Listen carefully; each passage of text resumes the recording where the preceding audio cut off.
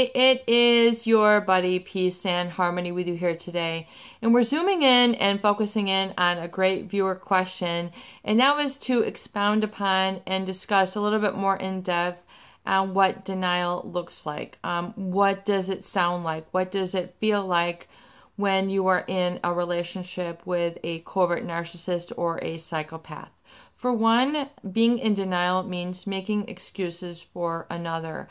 It means just kind of skipping over or not really picking up on different red flags or quips or things that this individual says, which are giving you a little bit of information about who they are. For example, if you are madly in love with somebody who are you head or heels attracted over, and you have made a decision in your heart of hearts that this is the one. This is your guy, this is your gal, this is your end all be all, this is the one you want, and come hell or high water, this is who and what it's for you. So you are already coming into the relationship with this desire in hand. So it's going to keep you kind of blindsided to the things that occur, and it keeps you very anesthetized or numb or inattentive or in a state of denial because you are so enamored or infatuated with this person, and yet they are not marriage material, they are not love material, because based on certain things that they do or say, and you do not want in your heart of hearts to accept it because you just don't want to accept it. This is what you want. So you continue to thrive, push on in the relationship. So, for example, a narcissist says to you, "I don't love people. I mean, I love my dog, but I don't really love people." I wonder if, and then you hear this statement, and yet you just sort of pass it over, thinking, "Oh, that's just another oddity that they're saying. I will let it go." Red flags that they might say to you that you then just sort of cast over and do not listen to or adhere to, oftentimes it's because of the way in which it's delivered. A narcissist or a psychopath will deliver these things, and oftentimes it's delivered in a manner just like an everyday casual tone, yet the information that you're hearing is quite serious in nature. So if it was delivered in another tone, you might have paid attention to it, or you might have gone, "God, wow, I'm really getting the goods now." For example, if a psychopath tells you, "I am dangerous," and you just think, "Oh, well, what does that mean? You're sexually dangerous, you're financially dangerous, you're high risk. Oh, that sounds exciting." So then you make excuses and then say that is exciting, yet this person has just told you that they're dangerous. The other things that this person might do or say, that you are not listening to or attending to, the fact that they might tell you that they drink a lot, that they are commit-ophobic, which means they have a phobia of commitment, yet you're trying to be enough to them to override their statements. So living in denial means you override their statements and try to change them, change the circumstance, thinking that you have enough love to change it all, that you have enough to give for two people. That sort of superhuman assessment of yourself to keep you dependent in the relationship. So that is another way of living in denial. Things that, they said they were going to promise to do certain things, be there for a holiday, be there for a vacation, and they don't follow through. And just saying, okay, well, you're buying their excuses. They made up an excuse. They were at a conference. They were out with another woman. I mean, it's not seeing the forest for the trees. What are some other ways of living in denial? The fact that this person disrespects you in the office, means sexualizes you in the office. This should never, ever be tolerated. Because that is a firm violation of business norms legally. That is sexual harassment that should never, ever be tolerated. You need to get help. And to live in confusion and thinking that this is okay, You must emerge from that. It is not okay. That is living in denial. To be sexualized in a workplace or a public place where you are not comfortable. Where another form of denial is when you are objectified, where you are treated as an object and you feel as if the conversation that person is not really there. You are not in kind of a safe space. You're not in a warm space. You are feeling objectified, or there's a sort of hollowness to the relationship. Superficial affect, glibness and superficial is a hallmark characteristic of a psychopath.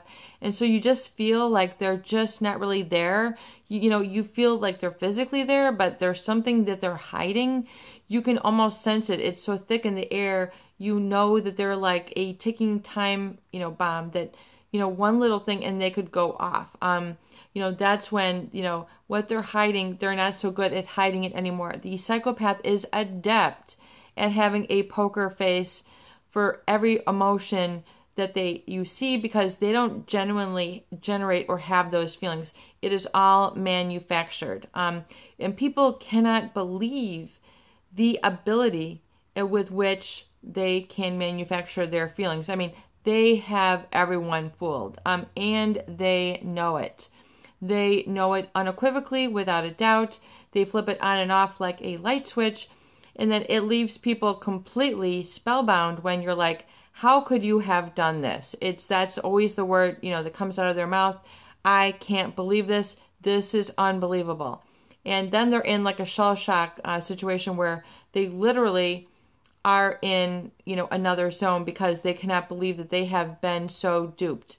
But yet there have been little inklings, there have been little snippets, stories along the way where people have told you, he did this to me, he did that to me, and they're coming to you and you don't get it. You don't believe it. You would rather suspend belief and then continue in the relationship because you are so dependent on them, or you're so naive. Some people want to call it weak. You were perhaps temporarily weak in that time, or you thought that this was meant to be and this can't be so. So any of the correct information falls on deaf ears for you. That is living in denial. Having to live in fear all the time, living in suspicion, living in heightened states of arousal, being hypersexualized, being distracted all the time, not being able to sleep, not being able to sort of live your life purpose where this person becomes your only focus of your attention. This is living in denial. That is not how you're designed to live. Your body is not designed to live by the hormones of stress 24/7, living on this overdrive. It will break you down. Just as if, you have feelings of, that you get addicted to, like people say a gambling gets addicted, you become addicted in the same way. Your mind becomes addicted to this hyper arousal where you're like always, going to think that this is, the jackpot's going to come. You're going to see them.